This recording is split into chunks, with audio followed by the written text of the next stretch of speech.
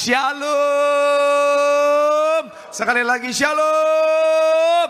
Haleluya, dalam Tuhan ada sukacita, amin. Dan di mana ada sukacita pasti ada senyuman di wajahnya. Sama-sama boleh berikan senyuman, jumpai kanan kirimu depan belakangmu. Katakan mari bersukacita dalam Tuhan. Minimal 2-3 orang kiri kanan depan belakangmu dengan senyuman yang paling manis. Walaupun habis kena banjir.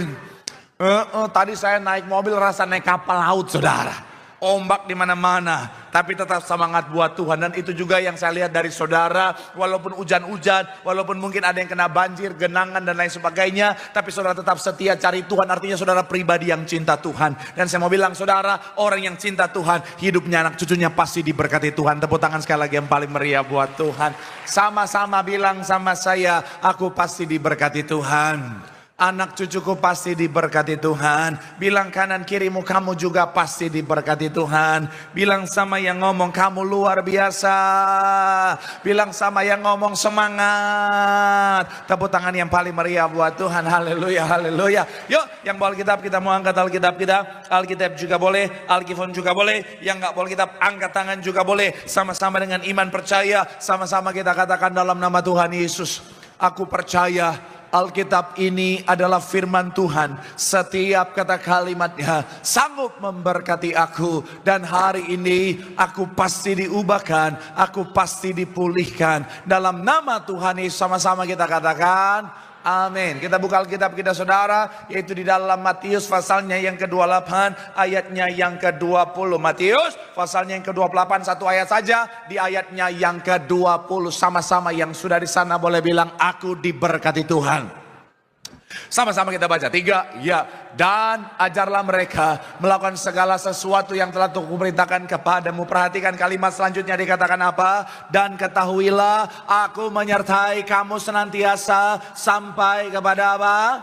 Sekali lagi, 3, ya. Dan ajarlah mereka melakukan segala sesuatu yang telah aku perintahkan kepadamu. Dan ketahuilah aku menyertai kamu apa? Senantiasa sampai kepada apa? Akhir zaman. Saya mau bilang saudara, masih dalam suasana tahun baru, masuk tahun yang baru. Sekali lagi saudara, ada orang-orang yang masuk dengan ketakutan, ada orang-orang Kristen anak Tuhan yang masuk dengan kekhawatiran. Dan saya mau bilang saudara yang mungkin beralasan. Kenapa? Karena kalau kita lihat situasi hari-hari saudara, ada banyak yang berkata bahwa ini sudah semakin dekat dengan yang namanya peperangan saudara. Contohnya ini saudara, saya coba ambil dari beberapa berita saudara, dikatakan bahwa beberapa pakar sebut perang dunia ketiga sudah meletus sebenarnya, tetapi tidak seperti perang dunia 1 dan kedua saudara, di mana mainnya sekarang itu berbeda saudara. Yang masalahnya kita bisa lihat saudara, beberapa pakar sudah bilang saudara bahwa sebenarnya sudah terjadi saudara, tetapi wujudnya tidak lagi berupa konflik militer terbuka seperti pada perang atau pada era perang dunia kedua.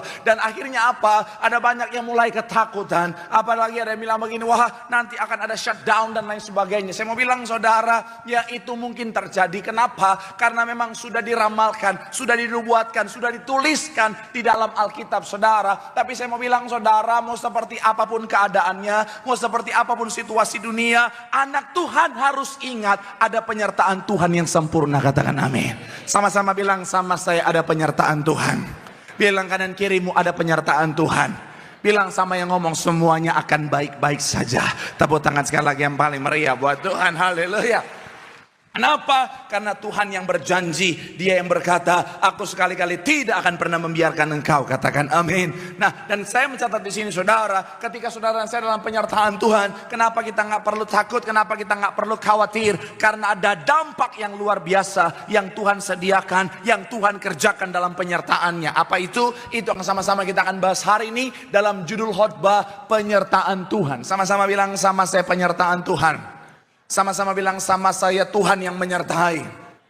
Amin. Lebih spesifik, dampak penyertaan Tuhan dalam kehidupan setiap kita. Doa saya melalui firman Tuhan hari ini, saudara dan saya akan punya pemahaman yang benar tentang penyertaan Tuhan dan dampaknya dalam kehidupan setiap kita. Sehingga apapun keadaan dunia, nggak takut lagi, nggak khawatir lagi, tapi kita percaya berjalan bersama dengan Tuhan. Iman kita semakin dibangkitkan. Kita akan melihat penyertaan yang luar biasa membawa kebaikan. Tepuk tangan dulu yang paling meriah buat Tuhan.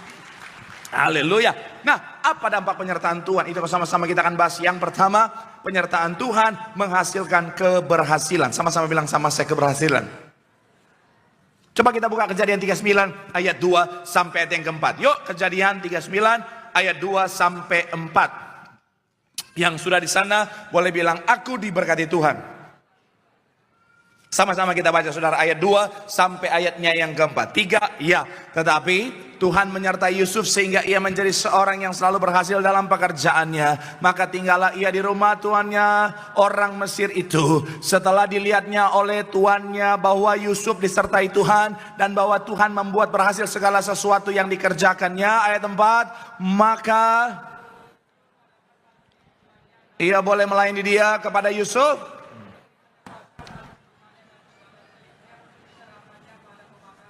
Ayat yang kedua, sama-sama kita baca sekali lagi saudara. Ayatnya yang kedua dikatakan apa? Ayat yang kedua, boleh munculkan tim multimedia 3, ya.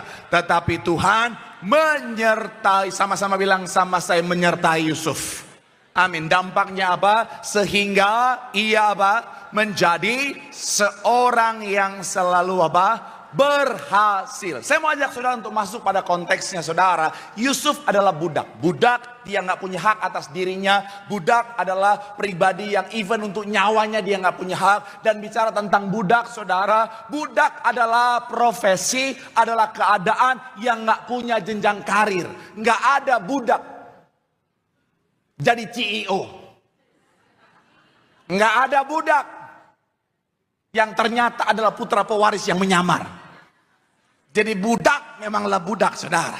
Dan saya mau bilang saudara, dalam kondisi itu budak biasanya hanya akan tetap jadi budak sepanjang hidupnya. Endingnya ketika dia sudah tidak berdaya, sudah tidak berguna, dia akan dibuang begitu saja saudara. Tetapi berbeda dengan Yusuf. Yes, dia memang budak. Yes, dia memang ada di posisi yang sangat rendah dalam strata sosial pada masa itu. Tetapi saya mau bilang saudara, yang membedakan Yusuf dengan budak yang lain adalah Yusuf disertai Tuhan. Dan penyertaannya membuat dia ngalamin keberhasilan dalam kehidupannya. Yang mungkin secara manusia dia terbatas. Mungkin secara manusia apa yang dia kerjakan ada kekurangan di sana. Tapi karena ada Tuhan yang menyertai, saya mau bilang saudara, penyertaan Tuhan menyempurnakan apa yang Yusuf kerjakan saudara. Sehingga apa? Akhirnya apapun yang dikerjakan, Tuhan buat berhasil dalam kehidupannya. Tepuk tangan dulu yang paling meriah buat Tuhan. Sekali lagi saya mau bilang saudara, masuk tahun yang baru. Apapun keadaannya, apapun situasinya, ingat ada penyertaan Tuhan dalam kehidupan setiap kita. Dan kalau Tuhan yang menyertai di posisi manapun kita, di level manapun kita, di bicara tentang sektor apapun yang kita kerjakan, saya mau bilang saudara, Tuhan sanggup buat berhasil, katakan amin. Saya kalau mau pakai kesaksian hidup saya saudara dengan selenang hati, saya bukan siapa-siapa saudara. Kalau saya mau pakai kesaksian hidup saya saudara, sekali lagi, kalau saya boleh ada sampai hari ini, bukan karena kuat dan gagah saya, tapi semuanya karena penyertaan Tuhan, saudara. Karena kalau Tuhan nggak menyertai, nggak mungkin saya ada di posisi hari ini, saudara. Contoh sederhana dalam dunia pelayanan, ketika saya melayani dipercayakan jadi singer, emang saya bertalenta seorang penyanyi? Enggak. Mami saya aja bilang suara saya jelek. Nakku, suaramu jelek. Tapi mami saya bilang begini, tapi kalau kamu bisa ngomong, kamu pasti bisa nyanyi. Habis dibanting, diangkat lagi saudara. Iya. Tapi apakah setelah itu suara saya jadi bagus? Tidak, tetap jelek saudara. Iya. Makanya ketika dipercayakan jadi singer Tiberias LTC Glodok, saya nggak berani nyanyi, saya lip sync. Iya. Soalnya saya malu. Saya nyanyi takutnya Roh Kudus sudah turun, dia balik lagi gara-gara suara saya. Jadi akhirnya saya lip sync. Tapi karena penyertaan Tuhan, dari singer lip sync di LTC Glodok dipercayakan jadi singer pusat di Balai Sarbini, saudara. Ya. Tuhan sempurnakan kemampuan saya yang terbatas itu, saudara. Dan ketika di Balai Sarbini, makin jago lip sync saya, saudara. Iya, saya nyanyi makin meyakinkan, saudara, memangnya. Saudara tahu nggak kalau singernya lip sync? Enggak. Singer kalau lip sync nggak ada yang tahu, apalagi WL nyanyi, semuanya nyanyi, singer semua. Yang tahu cuma dia, Tuhan dan soundman. Iya, betul. Saya kalau lip sync, yang saya kasihan soundman. Kenapa? Apalagi di Sarabaya ini tuh kan kelihatan banget soundman-nya. Kasihan banget, dia tempel headphone-nya di sini dia. Dia cari suara saya. Kan saya kalau dia cari. Dalam hati saya, lu nggak akan ketemu suara saya. Karena saya singer yang Alkitabiah. Maksudnya gimana Pak Pendeta? Sesuai firman Tuhan, saya menyembah dalam roh dan kebenaran. Ya, ya, haleluya. Jadi kalau dia mau cari suara saya, ada di alam roh.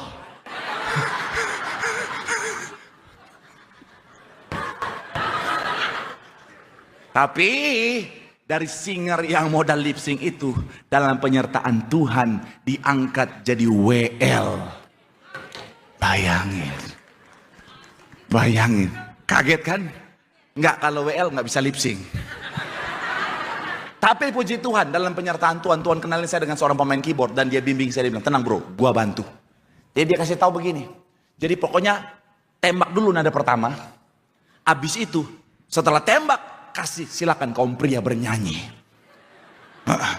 Setelah selesai kaum pria, silakan kaum wanita bernyanyi. Setelah selesai kaum wanita, pria dan wanita sama-sama bernyanyi. Habis itu oper, singer memuji Tuhan. Haleluya. Jadi aman saudara. Tetapi begini saudara, saya udah ikutan nyanyi aja. Nggak enak memang suara om.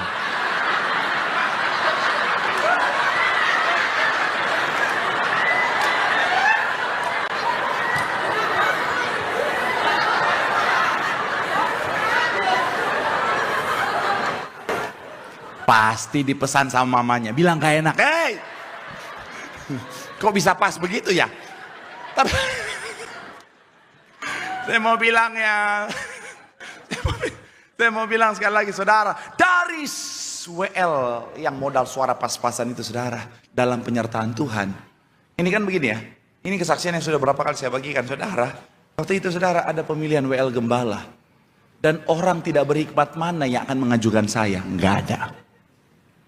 Tetapi ketika sudah terpilih semuanya, tiba-tiba yang terkasih ibu gembala kita tercinta tanya sama koordinator, ada itu WL yang ibu nggak tahu nama saya, ibu cuma bilang yang putih-putih itu siapa itu?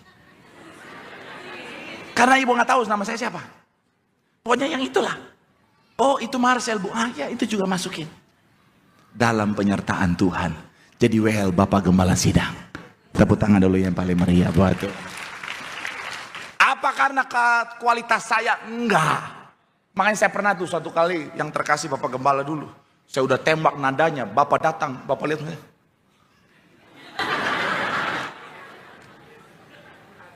Dalam hati saya, Tuhan, semoga Bapak berpikir karena sound ini Tuhan, bukan karena saya. Tapi sekali lagi saya mau bilang saudara, itulah penyertaan Tuhan. Jadi pendeta, mohon maaf, sekali lagi, dengan sekelaran hati. Pendeta lain yang jauh lebih berbakat, yang jauh bagus khotbahnya, jauh lebih banyak daripada saya. Ada banyak pendeta lain di luar sana yang kualitasnya lebih daripada saya. Tetapi kenapa Tuhan pilih? Kenapa saya bisa jadi pendeta industri, saudara?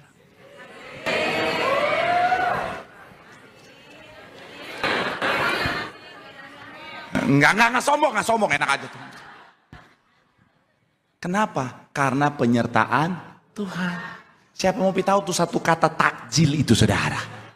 Sampai teman saya bilang, biasa orang viral 1 tahun hilang, kok lu bertahan? Saya bilang, penyertaan Tuhan. Tepuk tangan dulu yang paling meriah buat Tuhan. Jadi sekali lagi saya mau bilang saudara, masuk tahun yang baru jangan ada ketakutan.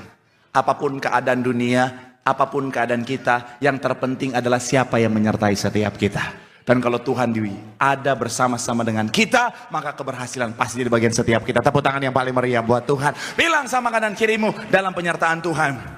Bilang sama yang ngomong, di situ ada keberhasilan. Tepuk tangan yang paling meriah buat Tuhan. Haleluya. Sama seperti Daud saudara. Kalau saudara perhatikan Daud, bicara tentang Daud. Daud ini adalah seorang pengembala yang hanya biasa saja saudara. Dalam konteks cuma 2-3 ekor kambing domba saja. Tapi kalau saudara perhatikan, dia berhasil luar biasa. 1 Samuel 16 ayatnya yang ke-13 saudara. Sama-sama kita baca. 1 Samuel pasalnya yang ke-16 ayat 13 dikatakan apa? 3, ya Samuel berisi minyak itu dan mengurapi. Sama-sama bilang sama saya, mengurapi Daud. Di tengah-tengah saudara-saudaranya, perhatikan. Sejak hari itu dan seterusnya apa? Berkuasalah roh Tuhan atas. Sekali lagi, sejak hari itu dan seterusnya berkuasalah apa? Roh Tuhan atas Daud.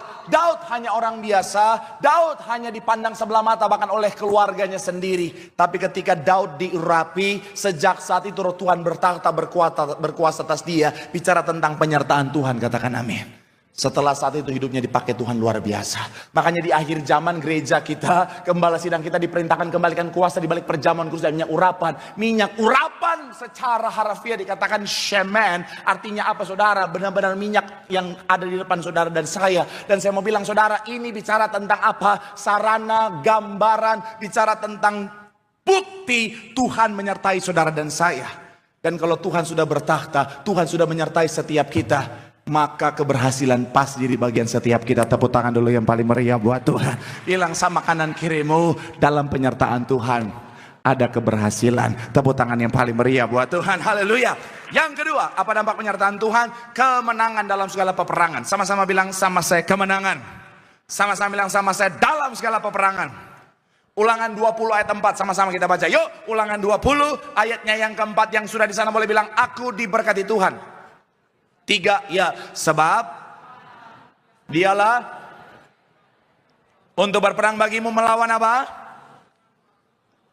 Kemenangan. Sekali lagi 3, ya, sebab Tuhan Allahmu dialah yang berjalan menyertai kamu untuk berperang bagimu melawan musuhmu. Dengan maksud apa? Memberikan kemenangan kepadamu. Saya mau bilang saudara, dampak yang kedua, ketika Tuhan menyertai saudara dan saya, maka dia yang berdiri menjadi pembela bagi setiap kita. Ketika Tuhan menyertai saudara dan saya, ketika ada musuh yang menyerang saudara dan saya, Tuhan akan maju menjadi pembela, akan berperang bagi setiap kita. Dan kita tahu bersama, jika Allah di pihak kita, kemenangan bagian kita. Tepuk tangan dulu yang paling meriah buat Tuhan. Kalau saudara ingat kemarin saya sempat bahas ya, kalau saudara dan saya hidup dalam Tuhan, saudara dan saya berjalan dalam penyertaan Tuhan, sama seperti Yusuf ada roh keberhasilan, sama seperti Daud ada roh keberhasilan. Tetapi dalam keberhasilan, jangan kaget kalau ada orang tiba-tiba iri. Dalam keberhasilan, dalam kesuksesan, jangan kaget kalau tiba-tiba ada orang yang punya rencana jahat buat saudara dan saya. Tapi saya mau bilang saudara, sama seperti Yusuf berkata saudara, orang boleh mereka-rekakan untuk kejahatan, tapi Tuhan mereka-rekakan untuk kebaikan. Rancangan jahat sekalipun, kalau saudara dan saya berjalan bersama dengan Tuhan, sanggup Tuhan ubahkan jadi rancangan berkat dalam kehidupan setiap kita. Tepuk tangan yang paling meriah buat Tuhan. Haleluya. Makanya saya mau bilang saudara, masuk tahun yang baru jangan takut. Apapun yang kau hadapi, sebesar apapun yang kau hadapi, mau dia bilang musuh yang sekuat apapun, punya koneksi yang sebesar apapun, jika Tuhan di pihak kita, kita punya Tuhan yang jauh lebih besar, katakan amin. Bukan kebetulan Tuhan ciptakan Daud imut-imut, kecil mini, sedangkan Goliat raksasa luar biasa. Karena Tuhan mau kasih gambaran buat saudara dan saya. Mungkin saudara dan saya dipandang manusia kecil, kita nggak punya koneksi, kita nggak punya power yang besar seperti apa yang musuh kita miliki. Tapi kabar baiknya, kita punya Tuhan yang besar. Sebesar apapun musuh kita, Tuhan yang besar sanggup memberikan kemenangan bagi setiap kita. Tepuk tangan yang paling meriah buat Tuhan. Amin. Makanya jangan takut saudara, hadapi semuanya bersama dengan Tuhan. Sama seperti apa yang disampaikan oleh Charles Spurgeon bilang begini, jika Tuhan menyertai kita, kita tidak perlu takut pada musuh manapun. Sebab bagi apa? Kemenangan bukan lagi sebuah kemungkinan, melainkan sebuah apa? Karena Kristus telah apa? Sekali lagi 3, ya, jika Tuhan menyertai kita, kita tidak perlu takut pada musuh manapun. Sebab, melainkan karena Kristus telah apa? Menang. Corrie ten Boom juga bilang begini saudara, bersama Yesus, bahkan di tengah badai yang paling gelap sekalipun, kita berada di pihak yang menang. Jadi sekali lagi saya mau bilang saudara, jangan takut. Saya pernah kesaksian saudara, ada jemaat Tuhan yang melawan mafia tanah hebat saudara. Tetapi oleh karena dia selalu andalkan Tuhan, hidup dalam Tuhan, penyertaan Tuhan luar biasa dalam kehidupannya, Tuhan kasih kemenangan dengan cara yang ajaib. Tepuk tangan dulu yang paling meriah buat Tuhan. Enggak usah takut saudara, selama kita berjalan bersama dengan Tuhan. Saya banyak ngalamin saudara, kesaksian-kesaksian saudara. Saya pernah ngalamin orang serang saudara, orangnya punya kekuasaan, orangnya punya power, orangnya punya koneksi. Tapi lutut ini saudara menjadi kunci saya melihat kemenangan. Saya berlutut, saya angkat tangan, saya bilang Tuhan, Tuhan yang berperang gantikan aku Tuhan. Karena jujur waktu itu awalnya saya udah bilang Tuhan boleh gak aku balas Tuhan. Saya udah bilang Tuhan, memang aku pendeta, Tapi di dalam sini mengalir darah Manado. Sekarang udah campur Batak sedikit Tuhan. Marcel Semangunsong. Apalagi kemarin ketemu dengan Anggi Marito. Kita bikin konten carangeo eda-eda. Walaupun banyak yang komplain, Pak Pendeta, eda-eda itu untuk perempuan. Ya mana ku tahu. Namanya juga Batak KW, saudara. Tapi yang penting adalah saya mau bilang saudara, waktu itu saya bilang, Tuhan boleh nggak aku balas? Tapi Tuhan bilang jangan. Peperangan, biar aku yang berperang gantikan engkau. Singkat cerita saudara, saya lihat bagaimana Tuhan berperang. Dan Tuhan nyatakan kemenangan dengan cara yang ajaib. Tepuk tangan sekali lagi yang paling meriah buat Tuhan. Bilang sama kanan kiri, mau berjalan bersama dengan Tuhan. Jangan takut, jangan khawatir. Jika Allah di pihak kita, kemenangan bagian kita. Tepuk tangan sekali lagi yang paling meriah buat Tuhan. Haleluya. Yang terakhir, Imam Musi saya menjawab yang ketiga. Apa dampak penyertaan Tuhan dalam kehidupan setiap kita? Kedewasaan di dalam iman. Sama-sama bilang sama saya, dewasa rohani. Sama-sama bilang sama saya, dewasa iman. Amin. Sambil menunggu Imam Musik saudara, saya mau bilang ayolah. Andalkan Tuhan saja. Cari Tuhan saja, jangan yang lain. Amin. Karena kalau saudara cari manusia, cari yang lain, ujung-ujungnya kalah, kecewa lagi. Tapi kalau saudara cari Tuhan, itu sudahlah sebuah kejelasan. Untuk apa? Untuk melihat kemenangan. Jadi zaman sekarang udah cari yang jelas saja. 1 tambah 1, 2. 11 kali 11. Tolong kacamata saya. Kebanyakan main TikTok saudara. Ya. Karena kalau kita berharap sama manusia, kecewa. Saya aja berharap sama pemain keyboard. Enggak datang-datang saya kecewa sekarang. Ya, jadi yang pasti-pasti aja lah.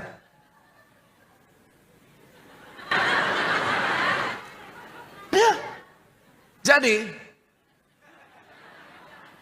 apa? Tiba-tiba kita amin, kita hilang.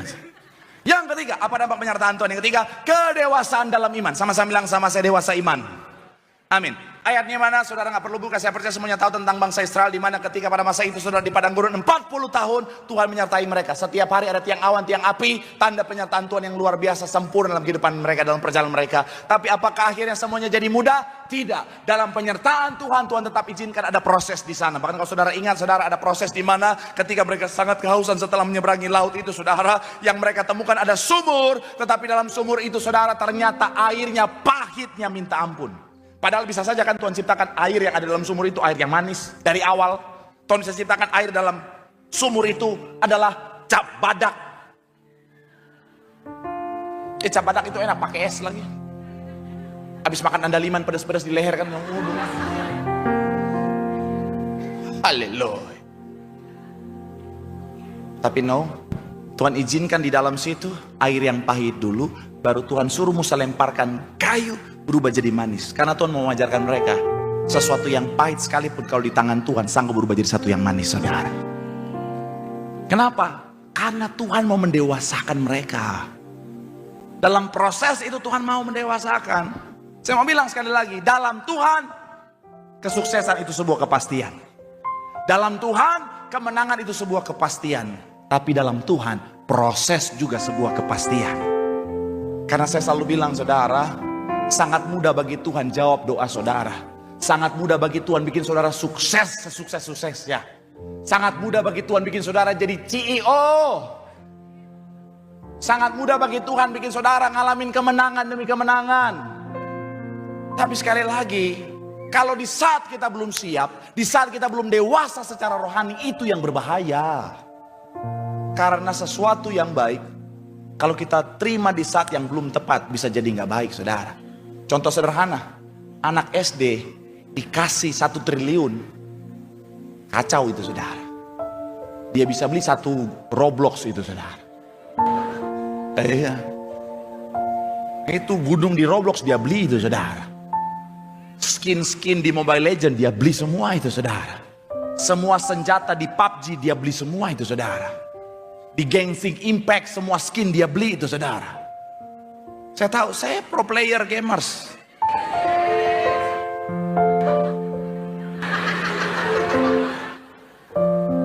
Ya, walaupun kalah-kalah terus.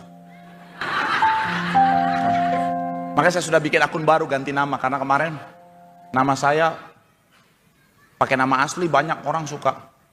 Wah, beban lu, kurang ajar nih bocil-bocil. Berdosa itu. Saya mau bilang sekali lagi saudara, Tuhan mau mendewasakan setiap kita. Karena berkat anak kecil sama berkat orang dewasa tuh beda, betul ya? Iya kan? Contoh kita sebagai orang tua, berkat buat anak kita yang SD sama yang udah kuliah tentunya beda. Kenapa? Karena tingkat kedewasaan. Kalau kita sama kasihnya kasihan. 100.000 buat anak SD buat 1 bulan, tenang dia, sukacita, haleluya, praise the Lord. 100.000 buat anak kuliahan, mabok dia buat 1 bulan. Iya kan? Anak kecil kita nih 100.000 1 bulan. Anak kuliah nih buat 1 bulan. Oh my God. Sekarang ke mall aja baru napas, udah 50.000. Iya tuh. Iya tuh. Makanya sekarang ada banyak orang tiba-tiba jadi introvert. Bukan karena dia introvert, tapi gara-gara setiap kali keluar minimal 500.000 saudara. Ada banyak orang sekarang tiba-tiba rela untuk jadi jomblo. Dan dia tutupin dengan quotes, I'm single and very happy.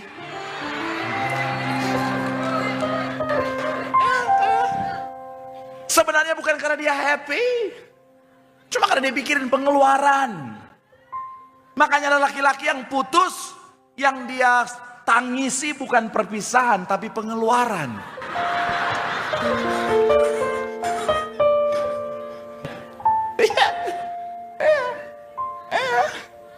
Wanita mah enak, modal senyum, modal dandan. Tapi dandan juga butuh duit, betul ya? Makanya ada banyak istri gak mau dandan, bukan karena dia gak peduli dia hadapan suaminya harus tetap cantik, tapi karena dia tahu dandan butuh penghasilan, dandan butuh modal. Apalagi makeup zaman sekarang, sekali tarik 20.000, 30.000, 40.000, 50.000, 60.000, udah 100.000. Kiri kanan 175.000.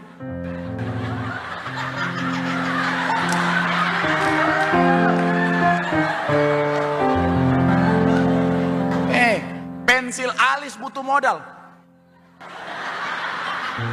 Kalau mau murah spidol. Lipstick ya.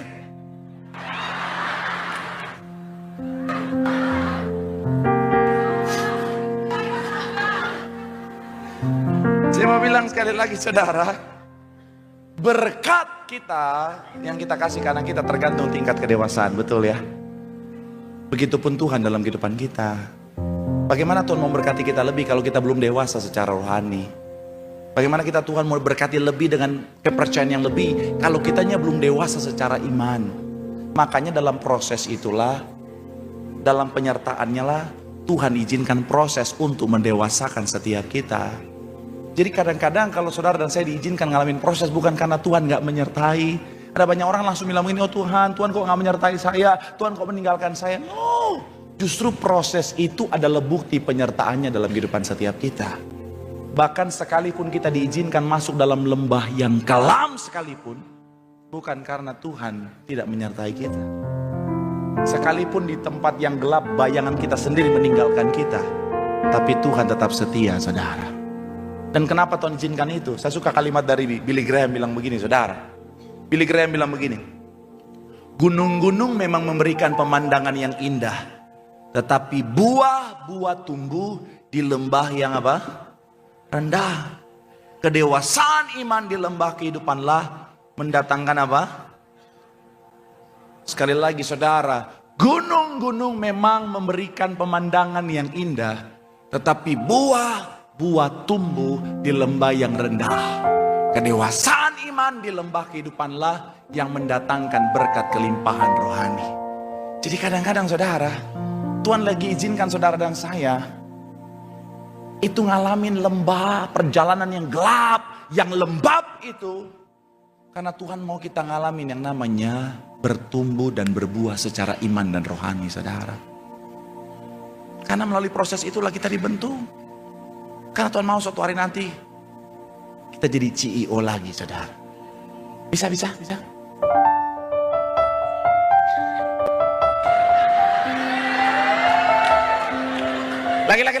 Jangan dulu, Sob. 1, 2, 3.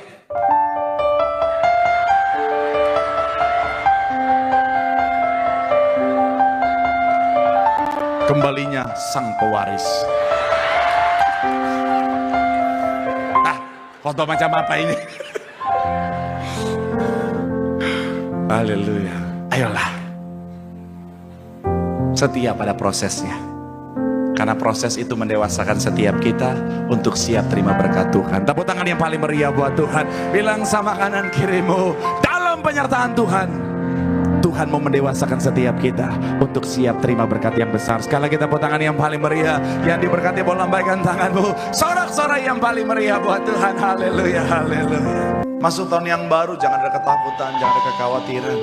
Karena ada penyertaan Tuhan yang sempurna. Dan dalam penyertaan Tuhan, ada keberhasilan, kesuksesan yang Tuhan sediakan. Dalam penyertaan Tuhan ada kemenangan yang Tuhan janjikan.